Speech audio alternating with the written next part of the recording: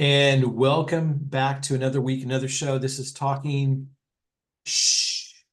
Scott Nilcon, Stephen James, as always. Good to see you, Stephen. You as well. All right. Hope you're Likewise. having a good week and getting ready for the weekend. And as we record this, well, we don't need to say dates or time of the year. No. Doesn't really matter. We'll try kind of just leave it open to your own device, where you can kind of wonder, where are we at? Where I have a jacket on, and Stephen has a tank top with a shirt that It says stinks. It's 3 weeks in a row now. It yeah. stinks. And what's that shirt again? Yeah, Tattoos are stupid. which yeah, it makes sense, because why would someone with a bunch of tattoos actually like them? So yeah, I get it. The irony of it all. Yes. That made me laugh. So we are on episode 19. 19. Yeah. Wow. That's That's awesome. so wild. That's So cool. again, we always like to just start off with a little bit of gratitude and appreciation. So thank you, everyone that comes back week after week and listens to the show, and has Thank listened you. to the other shows. Thank Again, you. Spotify. We're on Instagram. They got reels out there on YouTube. We got videos and shorts. So again, we try to make the content available. And I didn't mention on the last show, and you didn't miss anything last week. And I'll be a little vague, but you can start listening to us on 99 WNRR radio station. It's on the web. Go 99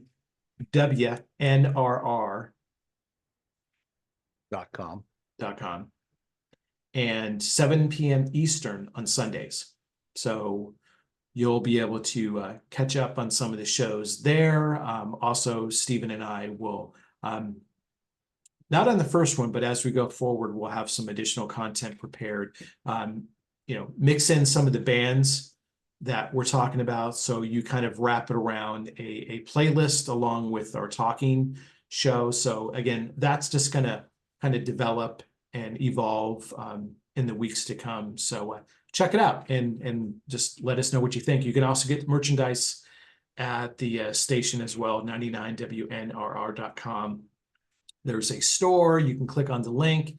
Got t-shirts, good quality t-shirts, right, Stephen? Yeah, which is Sweatshirts and which glasses is and mugs. I'm such a moron for not wearing it as the moniker for the show. So next time you see me, this will probably be burned or standing up by itself, and I will wear the phenomenal. And it is a great t-shirt. It's comfortable. It fits well. It's not cheap t-shirts, because you can get t-shirt and you're like, these things are crap. These are really nice materials. So. And the logo on it is really nice. So on 20, you'll see that. Yeah, next week. So topic, Metallica. Yes. So how we come up with topics, like 5 seconds literally on this. Yeah. Because sometimes we tend to run out of time just by talking shh. But in this case, talking shh, Scott, let's get into the actual topic. Again, we'll throw back topics back and forth. We want to keep it organic, and I don't need to divulge all the sausage making, but generally speaking, we throw out a couple week by week, and usually it's the first one that comes up that we go with, and then we know we can just kind of add to it week over week with different fresh content. And then obviously if there's something major that breaks, from a musical perspective, we'll right here, you can come here for your breaking music news. Yes. So we'll do that as necessary. So really no specific music news to focus on. I do know that Metallica is in the midst of doing the European leg of their tour, right? And again, if you're familiar, it's a 72 seasons, 2 shows in the same city with 2 different sets of opening bands. So that's where they're at. And if we're going to be technical, because we like to be precise as possible with our facts here, they formed officially in 81. So here we are, what's that, 43 years later? 40, sorry, 45, 44. There we go. Math matters. 44 years from the time that they were formed by James and Lars in Los Angeles, California, being notable for their pioneering thrash metal genre. They're still going strong, playing sold out stadium shows My goodness. around the world. With where they started with just aggressive music, the garage band, making a difference early on for sure. For me, definitely. Yeah, but let's kind of break it down, Stephen, because I went back and I know all their records, and I will purposely make a comment about kind of the middle of their career. Yeah. But the first release,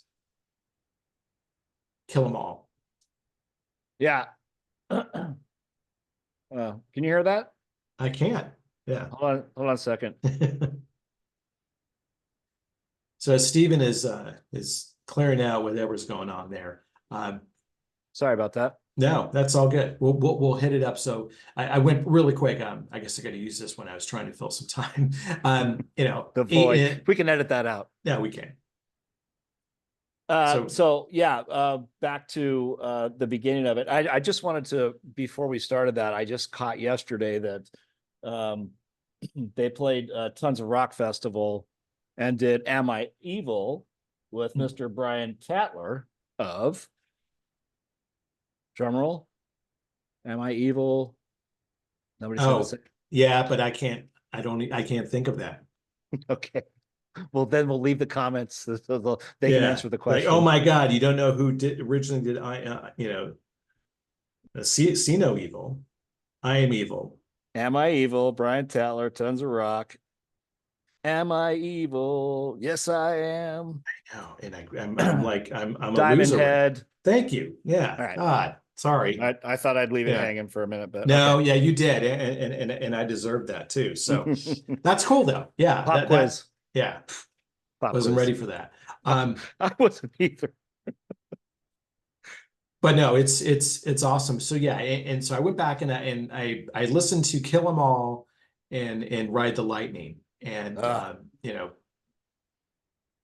again, admittedly, I had not listened to those for a while. I don't want to jump too much out of order, but Master of Puppets is probably that all-time go-to. Okay. There's a couple other ones. Nice. I'm not going to name them, but Four Horsemen is my number one ultimate song on Kill 'Em All. Yeah. No, that's awesome. And certainly, we'll talk about it right now really quick, but the influence on that record, the songwriting, certainly Dave Mustaine was a factor for sure. And did Four Horsemen also reappear as mechanics on the Megadeth record? Yeah, I think that's fair to say, right? And again, I love both those records. So when Megadeth, and maybe we'll do a Megadeth show too, so we won't spend too much time on that. But when that came out, again, that really aggressive raw sound is really what stood out, because there are people out there, Stephen, that will swear by all that is necessary that Kill 'Em All is the best Metallica record. I don't personally agree with that. I like the record. I think it's a good record. To me, it's more a matter of what they've done to be able to kind of grow and develop. And so it doesn't sit across as the number one, but as far as for me, it's their freshman album, because it introduced you to what this band was truly the ultimate fast thrash band. That, when you go through all the songs, I think the only one that probably gets kind of a little poo-poo is Anesthesia Pulling Teeth, but that showcases Cliff's bass skills, and doing a bass solo and a bass drum thing in the middle of a thrash record was like, okay, that's cool. Yeah. Like, you guys had enough balls to throw that in, and it probably gets doo-doo over it. Like the song Phantom Lord, which is another great song. Mhm. And Motor Breath. I mean, good. Yeah. For me, I think probably because the introduction of it was when I was playing in my first thrash band. So it was a huge influence for us to go, okay, let's light it up even more. Yeah, I agree. Was it Absolutely. their best album? I agree with you. I'm not sure that it is, but it's my favorite because it introduced them as this hardcore, like what's going on. It's like Slayer's first album. Like what? Yeah, no, absolutely. It stands out for sure. And again, bringing home back in the day, you would ride your bike, or if you get a ride to the record store, Mhm. and you come back with this, everybody knows the album cover. You got this, And then we can full of skip Ride the blood. Light. We can skip Ride the Lightning. I mean, there's a couple of good songs on there, Creeping Death, Fight Fire with Fire, Trapped Under Ice, but where I have to agree with you on the graduation of what really became Metallica is definitely Master of Puppets. Yeah, so if Kill 'Em All, and I love that, and it is true, if that's their freshman entry, that really turned, I think the genre, it really established the thrash genre, Yeah, right? I There's agree. others, but you look at the big four, which I think we spend some time in the future weeks talking about the big four, but Yeah, then who is your absolutely. fifth, sixth, maybe seven and eight? Testament's always been bantered about as Yeah, maybe number five on that list, but yeah, absolutely. in that, yeah, Kill 'Em All, raw, aggressive, kind of kick down the door, Ride the Lightning. Again, I love the song Ride the Lightning. Escape. I know that if I don't know if this is an official poll that's out there, but I think the band itself has stated that's the one song they detest the most. Yeah. And I don't get it. I actually like that song a lot. I know Hatebreed and Josta covered that a number of years ago. And so there was some additional conversation about that. I don't get why it's so disliked. I don't Um, either. Ride the Lightning again from a songwriting perspective, it definitely and mind you, 83 Kill 'Em All, 84 Ride the Lightning. And in that year, they're on the road constantly.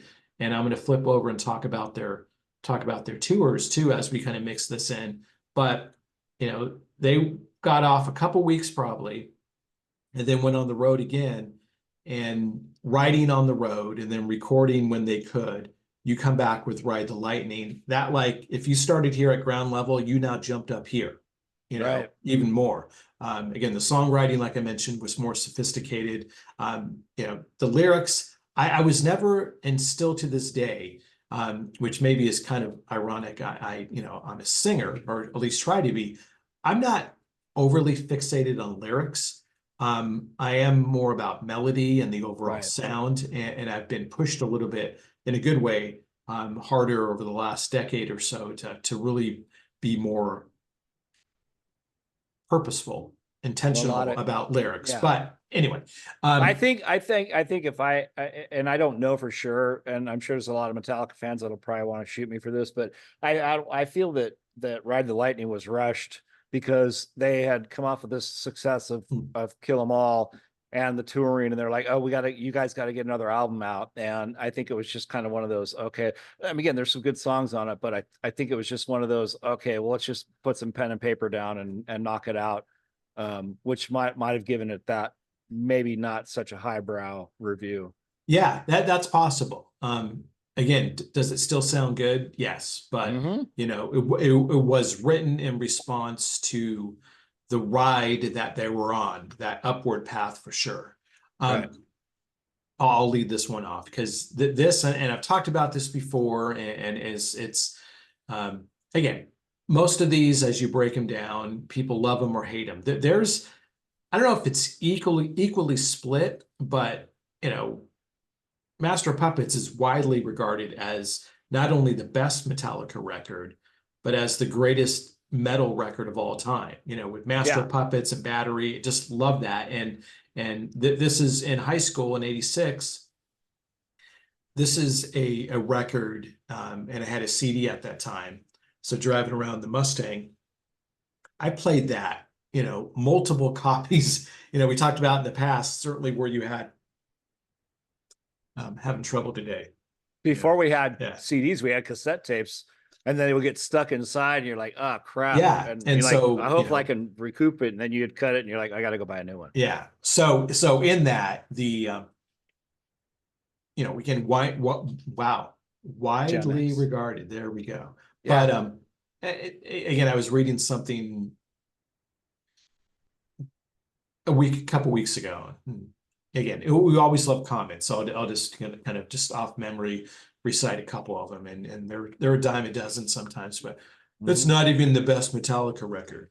And while it was being touted as the greatest metal record of all time. So again, hey, opinions are great. Opinions are like, what, everybody has them, but in that one, does that for me sit atop any other Metallica record? And as a metal record, any other record, it does for me. Master of Me too. Puppets, and Battery, I don't get sick of those. I mean, Leper Messiah too. Again, that's another song that might be underrated, but that album. I mean, I did when that first came out. I was the same way. Like it was nonstop rotation. Yeah. From front to back, from front to back, from front to back. I couldn't get enough of it. When you hear the way the songs start and I mean, Master of Puppets was a long song. I don't know the count on it. You might have it. I didn't write the time down on it, but that's a long song. It is, yeah. It's it clocks in a good like 6.5 minutes, right? Maybe close to 7. And even some of their other songs are get up to like 14 minutes. Like Motor Breath is a long song. Yeah, right. When you listen to it, you're like, was that really 14 minutes? Yeah, it just kind of goes on and on. But Master, it brings back a lot of really fun memories of things I was doing when I was playing heavy metal in a band, and that was a huge influence in my playing style of going, oh yeah, Lars, double bass drum. Yeah, I play double bass drum. Well, I don't have 2 bass drums now, but I don't need them. But that album was the pinnacle for me of, which again, Kill 'Em All, still my favorite album, but Master of Puppets just goes boop and puts it way into the bottom league. Yeah. Not in a bad way. Metallica fans, not in a bad way. No, that's, yeah, it's again, we want to, a lot of things we'll agree upon. I'm not saying that we disagree on Kill 'Em All at all. Kill 'Em All at all. But yeah, very good. I don't hold it in the same regard as you, but Right. actually, I appreciate that. And I didn't listen to, I mentioned I didn't listen to the entire record when I was driving today, but I'm gonna flip it back on in the morning, and just kind of go through it, and also make it all the way through Ride the Lightning. It'll be like my drive to work, and then from work, I'll finish up with Ride the Lightning. Then I'll jump into Master of Puppets. And well, you don't have to listen to it. you don't have to listen to an engine in your car, so you should be able to hear it pretty good. Yeah, right. I just So next record. So they're gonna be like, what the fuck was he just talking about? Yeah. Anyhow, go ahead. So the next record and you guys know, if you're Metallica fans, if it's your favorite band, or you're just a casual listener, or maybe you don't even care about it, and that's fine too. Again, we invite feedback because it matters. But start with Kill 'Em All in 83, Ride the Lightning in 84, Master of Puppets in 86. So they had that 2-year space, which let me throw in some tours really quick, and this will just kind of make your head spin as far as, again, these guys were young when they started. So you just have to rally and make it happen, and just freaking, bootstrapping it, right? And until you can kind of hit the pinnacle, which comes in a couple records. But the Kill 'Em All for one tour, 83, 84. And I'll kind of, note some of the bands, more notable bands. That was Raven. So they were opening for Raven on that. Wow. Ride the Lightning tour, 84, 85. So again, no breaks No Sleep Till Brooklyn, right? Right. Wasp and Armored Saint were kind of the more prominent bands that they played with. And again, Metallica was opening for those guys at the very beginning of that Isn't that tour. crazy? Um, Damage Inc., which got That was into the, incorporated. Master of Puppets tour. There was never a Master of Puppets tour, nor was there ever a And Justice for All by the name. Just a little fun No. fact if you like to, have that as part of music trivia in the future. But But the I did go see Damage, the, sorry, yeah, I hate to interrupt. I did no, go see them showcase a tour with Master of Puppets. absolutely. I don't Yeah, know what it was called, but yeah, it was real quick. It was fun because as soon as the lights went down, uh, people were taking, it was at the Forum. yeah. People were taking the foam seats off and just chucking them. I was like, what the fuck is going on? Yeah. They're throwing up the security guards. And I mean, it was that insane of a show that Metallica made these fans so crazy. Absolutely. Yeah. And it was a killer show. Yeah. We talked about that in the past. Yeah. And so we'll recap it really quick is yeah, the show throwing the cushions. And clearly that wasn't the only show because I was part of a show like that too. And it wasn't at the Forum. So I know we saw a ton of shows at Long Beach Arena. So Oh, clearly, those old seats where it would be like a row of 40 or 50. the And when one would break, the whole row would come whole row down, which you've collapsed. talked Yeah. about, Yeah. Iron before as Maiden. well. But yeah, the Damage Inc. tour, which was for Master of Puppets, Yes, that's it. saw them multiple nights opening for Ozzy, and then they also did shows with Anthrax as well. But Ozzy was the kind of the prominent where Ozzy always did a good job of kind of putting the ladder down for other bands. You go Absolutely. back and look at all the bands that opened for Ozzy over the years. And then next time around, many of those bands were actually doing their own headline tour. So you had an eye, or was it Sharon? Sharon had an Ugh, eye for the talent, right?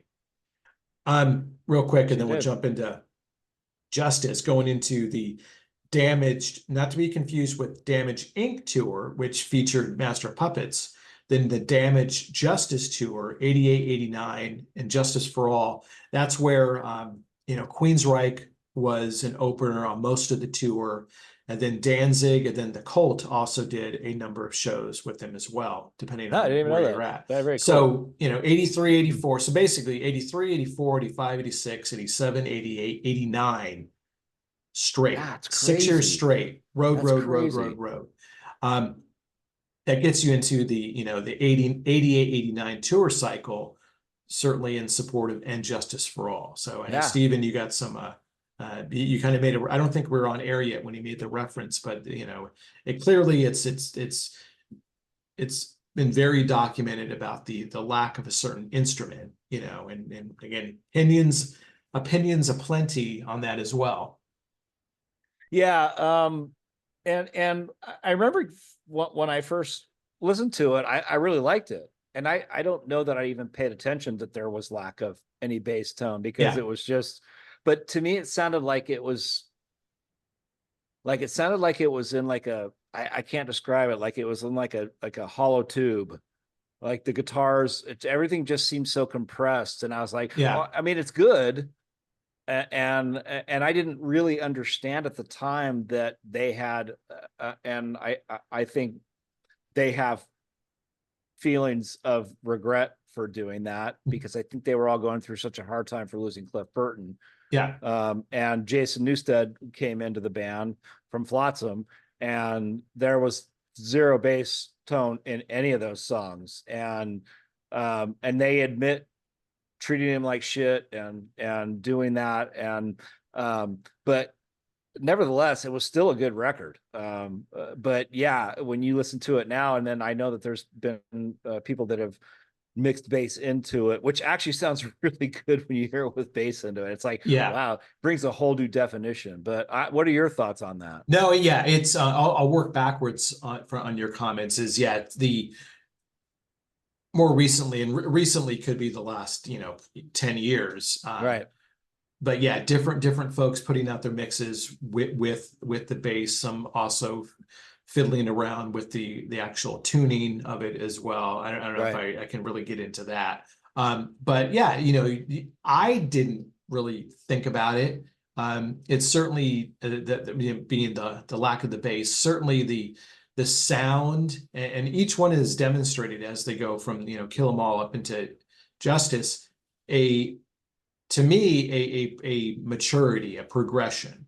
Again, a lot of people dump on Justice for that, you know, more tingy sound in some cases, or the snare, let alone the lack of the bass. I know their recording technique for the guitars, and this was it's been replicated by many bands, I'm sure, but I was part of one record that was recorded with Deliverance. So that's when I heard about it, because I didn't, you know, they don't put how they record the guitars like in their liner notes on the album. So when Deliverance was doing their first full length, they're playing Mesa Boogie as well, as was I think they were playing Mesa Boogie, yeah, back then with Metallica. I wouldn't be surprised. And they had 2 amps, let's say, separated by, let's say, 10, 15 feet. And they had a couple microphones in there near the speakers on both sides, and then one in the middle. And then they had packing blankets on top of it. So that, which I'm sure that sounded perfect. You know, it's a compressed sound. It just sounds compressed. But there was a natural progression to it, because it was the live sound, clearly, because it's being recorded live, with the placement of the microphones, and then the blankets over the speakers, creating kind of a cave. It was kind of cool, you know, and that was a Fleming Rasmussen technique. Say that 3 times fast. Fleming Rasmussen, Fleming Rasmussen, Fleming Rasmussen. Very well. Okay, good. I'm impressed. Anyway, I liked it. I like just that thick guitar. Again, I think they got a little bit more complex in their song structures. One for sure, which was also their first video. I remember when that debuted on MTV. We sat down and said, "Oh, okay, we finally get a video." You know, this is their 4th record in, and they never did a video. No. Blackened stands out. For sure. Yeah. Great Ends of Sanity. Yeah, all those. It's just fantastic. And a lot of people say that Harvester of Sorrow is overrated. I still like that song. I think I love that song. I do too. You know, there's a remix. I'm sorry, not a remix, a remastered version of it. It still doesn't have the bass in it, but it's still a little bit, has a little bit more of an overtone to it, which sounds really nice. Yeah. And that album again was a pinnacle, like Master. It was like, wow, they graduated. I think they're in college at this point. Yeah, exactly. Yeah. So let's do this. This is part 1 of 2, folks. Yeah. Okay. So this was episode 19. Come back next week and we're going to pick it up. And I guess it's kind of fitting that we end here, because, you know, if you had your freshman, sophomore, junior, and senior year, right, with Justice being the senior, now they're heading off to graduate school with the Black Album, and certainly things. Now, maybe after that record, they got kicked out of school, or they decided not to go, and then they finally re-enlisted. We're going to keep with the school theme, but yeah, as always, guys, again, talking Scott, Steven, check us out. Instagram, almost said Facebook. I guess we'll eventually do Facebook. Twitter, X. I still call it Twitter. I'm not totally sold on the whole X thing. Sounds porno to me. Yes, right. No, I'm not on X. Well, yeah, I'm on X, but no, that's not what it is. No, it's only one. If YouTube, 3, then we're screwed. As always, like, subscribe, share. Thank you. Tell a friend, leave a comment. Please. Back next week with Metallica Part 2. See ya. Cheers.